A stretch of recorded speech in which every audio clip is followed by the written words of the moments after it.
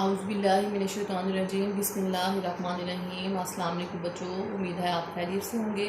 बेटा आज हमने 7th क्लास इस्लामिया के बाब नंबर 16 का सबक नंबर 1 उसकी रीडिंग करनी है। ठीक है, पेज नंबर है 28।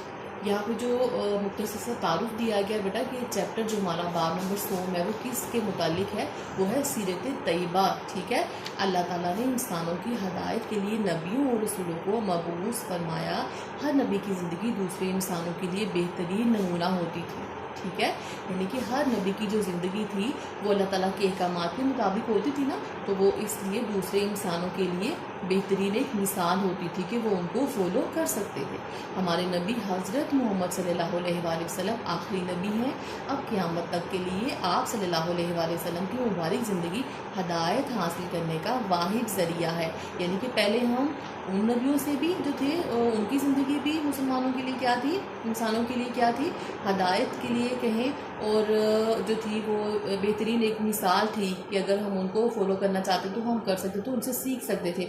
उसके बाद हमारे पास अब हमारे पास हज़रत मोहम्मद सल्लल्लाहु अलैहि वसल्लम जो है वो आखिरी नबी हैं। क़यामत तक के लिए जो है वो आप सल्लल्लाहु अलैहि वसल्लम की मुबारक ज़िंदगी हमारे लिए हदायत हासिल करने का ज़रिया है। यानी कि हम कुछ भी सीखना चाहते हैं ज़िंदगी के तमाम मामलात में, कहीं पर भी हमको रहनुमाई की ज़रूरत है तो हम यहाँ से नबी करीम सल्लल्लाहु अलैहि वसल्लम की मुबारक ज़िंदगी से हासिल कर सकते हैं। ठीक है, इस बात में दीन इस्लाम की तरबीज व अशात की खातिर, यानी कि दीन इस्लाम की तबलीग व अशात की खातिर रसूल अकरम सल्लल्लाहु अलैहि वसल्लम और सहाबा कराम रज़ियल्लाहु अन्हुम की इज़हार व कुर्बानी की दरख्शां मिसालों का जिक्र किया गया है। यानी कि बेटा इस सबक में हम क्या पढ़ेंगे कि अल्लाह ताला के दीन इस्लाम की तबलीग के लिए उसकी नशर व शात में नबी करीम सल्लल्लाहु अलैहि वसल्लम और सहाबा कराम रज़ियल्लाहु अन्हुम ने किस तरह से तकालीफ का, परेशानियों का जो सामना किया और उसके लिए इज़हार व कुर्बानी, यानी कि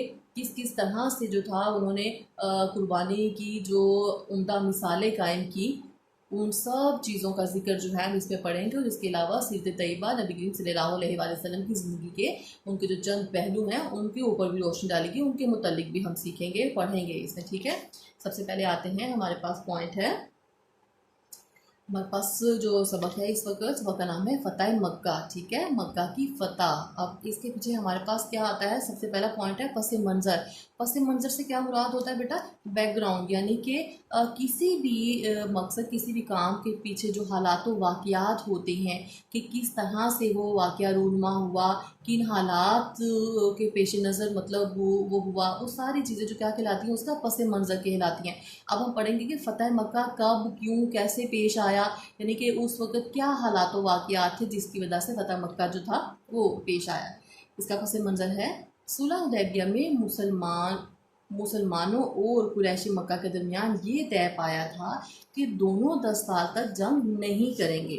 यानी कि सुलह हुदैबिया जब हुई तो मुसलमानों और कुरैश के दरमियान जो था एक मुआहदा हुआ था कि दोनों 10 साल तक जंग नहीं करेंगे। अब अरब कबाइल जिस फरीक के साथ मिलना चाहें, ठीक है, मिलना चाहे मिल जाए, यानी कि अरब के जितने भी कबाइल थे ना उनको ये आज़ादी थी कि वो जिस भी कबीले के साथ चाहे मतलब मिलना चाहें, उनको आज़ादी थी, वो मिल सकते हैं, उनको रोका नहीं जाएगा, उनको सख्ती नहीं की जाएगी। कबीला बनु फज़ा मुसलमानों का हलीफ बन गया, यानी कि वो मुसलमानों के साथ हो गया, और जबकि बनु बकर ने कुरैश मक्का के साथ मुआहदा कर लिया। बनु बकर जो कबीला था उसने क्या किया, उसने कुरैश मक्का के साथ मुआहदा कर लिया, यानी कि वो उनके हलीफ बन गए। पुराने दुश्मनी की बिना पर बनु बकर ने बनु फज़ा पर रात की तारीकी में हमला कर दिया। यानी कि बनु बकर जो कबीला था, बनु फज़ा इनकी पुरानी दुश्मनी थी, जिसका बदला उन्होंने किस तरह से लिया, बनु बकर ने, कि उन्होंने रात की तारीकी में जब बनु फज़ा को कुछ पता नहीं था, वो लोग सो रहे थे, उस वक़्त उन्होंने, बनु बकर जो कबीला था उसने क्या किया, बनु फज़ा पर हमला कर दिया, और बनु फज़ा ने मजबूरन खाना काबा में पनाह ली। ठीक है, यानी कि उनके पास और कोई रास्ता नहीं था तो उन्होंने क्या किया, खाना काबा में पनाह लेनी पड़ी उनको। लेकिन बनु बकर ने हरम में दाखिल होकर बनु फज़ा का खून बहाया। बेटा हरम आपको पता है उस वक़्त मुक़द्दस एक मकाम था, और जहाँ पर जो था खून बहाना या कत्ल करना या कोई भी गलत काम करना जो था वो ममनू करार दिया गया था, मना किया गया था, उसमें वैसा वहाँ पर ऐसा कुछ नहीं किया जाता था। लेकिन क्या हुआ, कि बनु बकर ने हरम में दाखिल होकर बनु खज़ा के आदमियों का वहाँ पर कत्ल किया। कुरैश मक्का ने बनु बकर का भरपूर साथ दिया और इस सिलसिले में क्योंकि कुरैश मक्का और बनु बकर दोनों खलीफ थे एक दूसरे के, तो उन्होंने उनका भरपूर साथ दिया, जबकि ये मुआहदे में कह चुके थे कि ऐसा कुछ नहीं करेंगे। बनु खज़ा के एक वफ्त ने रसूल अकरम सल्लल्लाहु अलैहि वसल्लम की खिदमत में हाजिर होकर अर्ज़ की कि कुरैश और बनु बकर ने मुआहदे की खिलाफ वर्जी की है, यानी कि वो नबी करीम सल्लल्लाहु अलैहि वसल्लम के पास गए और उनको बताया कि इन्होंने जो मुआहदा किया था कि ये ऐसा नहीं करेंगे, लेकिन उन्होंने उसकी खिलाफ वर्जी की है और खाना काबा की हुर्मत का भी ख्याल नहीं किया, यानी कि खाना काबा की एक मुक़द्दस जगह जो है उसका भी ख्याल नहीं किया, वहाँ पर भी इन्होंने खून बहाया है। और हम आप सल्लल्लाहु अलैहि वसल्लम के हलीफ हैं, क्योंकि हमने जो है वो आप सल्लल्लाहु अलैहि वसल्लम के साथ मतलब साथ दिया हमने आपका, तो हम आपके साथी बने, तो अब आप सल्लल्लाहु अलैहि वसल्लम हमारी मदद करें, यानी कि अब आप देखें कि इस मसले में आप हमारी मदद किस तरह से कर सकते हैं। अब नबी अकरम सल्लल्लाहु अलैहि वसल्लम ने ज़मरा रज़ियल्लाहु अन्हु को कुरैश मक्का की तरफ भेजा। नबी करीम सल्लल्लाहु अलैहि वसल्लम ने अपने एक जो साथी थे सहाबी थे उनको कुरैश मक्का की तरफ भेजा और दरअसल 3 शर्तें उनको पेश की कि इनमें से किसी एक को इख्तियार कर ले, तो ताकि जो भी मसला है मतलब ये जो है ख़त्म हो जाए।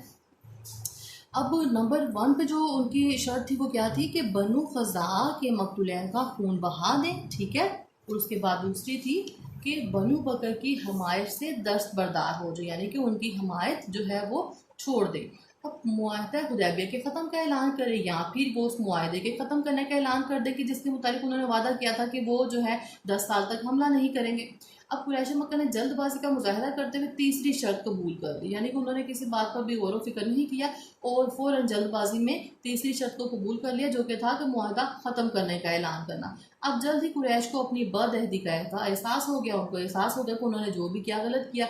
एक तो उन्होंने तीसरी शर्त मानी, दूसरा उन्होंने मुआहदे को तोड़ा था, उनको इस बात का एहसास हो गया, तो उन्होंने अबू सुफियान को अपना नुमाइंदा बनाकर मदीना मुनव्वरा भेजा ताकि हुदैबिया के मुआहदे की फिर से तजदीद करे, यानी कि वो फिर से चाहते हैं कि मुआहदा जो है वो फिर से बहाल हो जाए। अब अबू सुफियान रसूलुल्लाह सल्लल्लाहु अलैहि वसल्लम की खिदमत में हाजिर हुआ। आप सल्लल्लाहु अलैहि वसल्लम ने इसे कोई जवाब न दिया। इसके बाद वो कई और सहाबा कराम रज़ियल्लाहु अन्हुम से मिला, लेकिन सुलह की तमाम कोशिशों में नाकामियों के बाद अबू सुफियान मक्का मुकरमा वापस लौट गया, लेकिन यानी कि उसको जब किसी भी तरह से कामयाबी नहीं हुई तो फिर वो नाकाम होकर वापस लौट गया। अब इस्लामी लश्कर की मक्का मुकरमा की तरफ पेशकदमी। रसूल अकरम सल्लल्लाहु अलैहि वसल्लम 10 रमज़ान मुबारक 8 हिजरी को मक्का मुकरमा की जानिब रवाना हुए।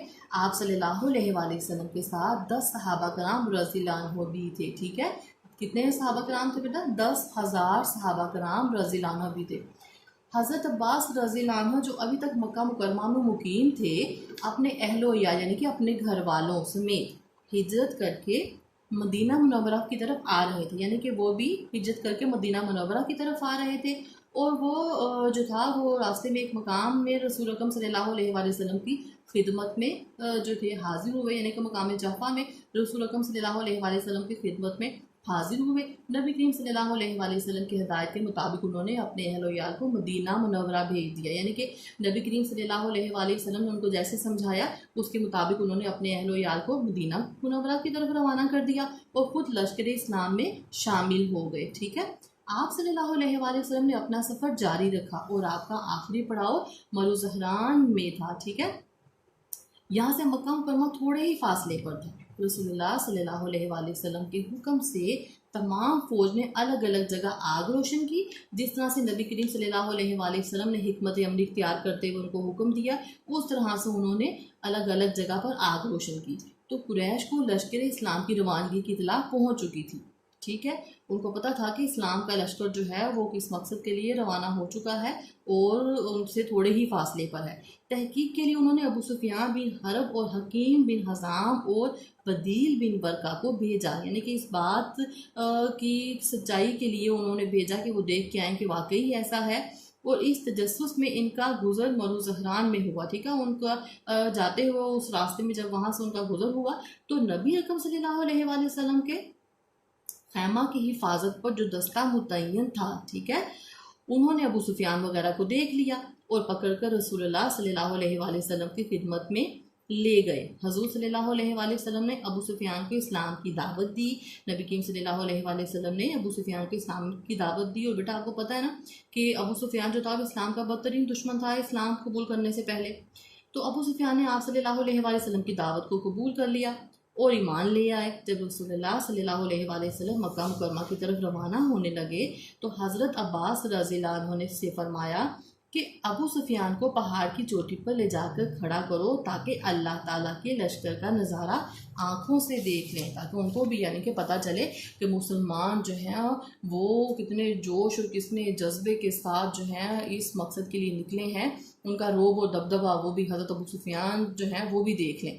आप सल्लल्लाहु अलैहि वसल्लम ने अबू सुफियान रज़ियल्लाहु अन्हु को इज़्ज़त दी, ठीक है, और फरमाया कि जो कोई अबू सुफियान रज़ियल्लाहु अन्हु के घर में पनाह लेगा इसे अमान है, यानी कि उसको माफ़ कर दिया जाएगा। इसके अलावा जो हथियार डाल दे, मस्जिद हराम में दाखिल हो जाए या अपना दरवाज़ा बंद कर ले, इसको भी अमान है। हज़रत अबू सुफियान रज़ियल्लाहु अन्हु तेज़ी से मक्का मुकर्रमा पहुँचे और हुज़ूर सल्लल्लाहु अलैहि वसल्लम की तरफ से अमान का पैगाम लोगों को दिया और कुरैश मक्का को बताया कि इनमें मुसलमानों से लड़ने की हिम्मत नहीं, क्योंकि अबू सुफियान जो हैं वो खुद से देख कर आए थे कि मुसलमान जो हैं उनका जो रोब और दबदबा है वो कि कैसा है। तो उनको पता चल गया, उन्होंने आपको कुरैश मक्का को बताया कि तुम जो है वो मुसलमानों से कभी भी मुकाबला नहीं कर सकते, तुम उनसे जीत नहीं सकते। हज़ूर सल्लल्लाहु अलैहि वसल्लम मक्का मुकर्रमा में दाखिल हुए तो आप सल्लल्लाहु अलैहि वसल्लम ने इस्लामी लश्कर को 3 हिस्सों में तकसीम कर दिया, ठीक है। हज़रत खालिद बिन वलीद रज़ियल्लाहु अन्हु के लश्कर से लड़ने के लिए कुरैश के कुछ नौजवान आए, ठीक है, जो मामूली सी झड़प में करीबन 13 लाशें छोड़कर भाग गए। यानी कि सिर्फ हज़रत खालिद बिन वलीद रज़ियल्लाहु अन्हु के लश्कर में जितने सहाबा कराम थे ना, उनसे जो लड़ने के लिए कुरैश के जो भी नौजवान आए थे वो इतने से मुकाबले में ही 13 जो थे उनके लोग मारे गए और वो उनको इस तरह से छोड़कर भाग गए। तो इसके बाद खालिद बिन वलीद रज़ियल्लाहु अन्हु मक्का मुकर्रमा की गली कुछ से होते हुए कोहे सफ़ा बेटा पहाड़ का नाम है ये, ठीक है, वहाँ पर हजूर सल्लल्लाहु अलैहि वसल्लम से जा मिले। उसके बाद है पॉइंट बेटा हमारे पास मस्जिद हराम में दाखिला। इसके बाद हजूर सल्लल्लाहु अलैहि वसल्लम अंसार और महाजिन के साथ मस्जिद हराम के अंदर तशरीफ़ लाए। हजर अस्वद, हजर का मतलब बेटा होता है पत्थर और अस्वद का मतलब काला, ठीक है। हजर अस्वद काला पत्थर को चूमा और अपनी ऊँटनी पर बैतुल्ला का तवाफ़ किया। बेटा हजर अस्वद जो है वो खाना काबा में एक पत्थर है जो नस्ब है, जिसको जब हज के लिए जाते हैं तो वहाँ उसको चूमना ज़रूरी होता है। तो नबी करीम सल्लल्लाहु अलैहि वसल्लम ने हजर अस्वद को चूमा और अपनी ऊँटनी जो कस्वा जिसका नाम था उस पर बैतुल्ला का तवाफ़ किया। बैत का मतलब होता है बेटा घर, और अल्लाह यानी अल्लाह का घर, बैतुल्ला खाना काबा को कहते हैं बेटा। बैतुल्ला का तवाफ़ किया। तवाफ़ के बाद हज़रत उस्मान बिन तलहा रज़ियल्लाहु अन्हु से खाना काबा की चाबी ली। इस वक्त आप सल्लल्लाहु अलैहि वसल्लम के हाथ में एक कमान थी। कमान बेटा तीर चलाने के लिए जो है ना होती है, और बैतुल्ला के अंदर 360 बुत रखे हुए थे। आप सल्लल्लाहु अलैहि वसल्लम ने इसी कमान से खाना काबा के अंदर रखे हुए तमाम बुत गिरा दिए। आप सल्लल्लाहु अलैहि वसल्लम बुतों को ठोकर मारते जाते थे और कहते जाते थे जाअल हक्कु व ज़हक़ल बातिल इन्नल बातिला काना ज़हूक़ा। हक आ गया और बातिल मिट गया, बेशक बातिल मिटने ही वाला है। यानी कि हक क्या है? इस्लाम। इस्लाम आ गया, हक आ गया और अल्लाह की रहमत आ गई। बातिल मिट गया यानी झूठ गलत जो कुछ भी है वो सब मिट गया। बेशक बातिल झूठ जो है वो जो भी गलत चीज़ है वो मिटने ही वाली होती, मिटने ही के लिए होती है। आप सल्लल्लाहु अलैहि वसल्लम ने खाना काबा के अंदर नमाज अदा फरमाई और बाहर तशरीफ़ लाए। कुरैश मस्जिद हराम में सफ़े बांधे खड़े थे। आप सल्लल्लाहु अलैहि वसल्लम ने अल्लाह ताला की हम्द और सना के बाद कुरैश से फरमाया, कुरैश के लोगों तुम्हारा क्या ख्याल है, मैं तुम्हारा साथ कैसा सलूक करने वाला हूँ। वो बोले अच्छा आप शरीफ भाई हैं और शरीफ भाई के साहिबजादे हैं। आप सल्लल्लाहु अलैहि वसल्लम ने फरमाया तो मैं तुमसे वही बात कह रहा हूँ जो हज़रत यूसुफ अलैहिस्सलाम ने अपने भाइयों से कही थी। आज तुम पर कोई सरजलिश नहीं, जाओ तुम सब आज़ाद हो, यानी कि तुम लोगों को कुछ नहीं कहा जाएगा, तुम सबको कोई सज़ा नहीं दी जाएगी, तुम सब आज़ाद हो। इस मौका पर आप सल्लल्लाहु अलैहि वसल्लम ने अफू व दरगुजर से काम लेते हुए कुरैश मक्का को माफ़ कर दिया और खाना काबा को तमाम बुतों से पाक कर दिया। आप सल्लल्लाहु अलैहि वसल्लम के अफू व दरगुजर और रहमदिली से कुरैश मक्का भी ईमान ले आए, यानी कि नबी करीम सल्लल्लाहु अलैहि वसल्लम ने जिस मतलब उम्दा जो है सलूक का मुजाहरा किया, उनको माफ़ कर दिया, उन पर रहम फरमाया, ठीक है, कुरैश मक्का पर, तो वो भी बहुत मुतासिर हुए नबी करीम सल्लल्लाहु अलैहि वसल्लम की इन तमाम जो थे अमली मुजाहरों से, तो मुतासिर होकर वो भी ईमान ले आए। बेटा मुझे उम्मीद है आज का लेसन आपको बहुत अच्छे से समझ आया होगा। इंशाल्लाह इसके मश्की सवालात के साथ आपसे फिर मुलाकात होगी। तब तक के लिए अल्लाह हाफिज़।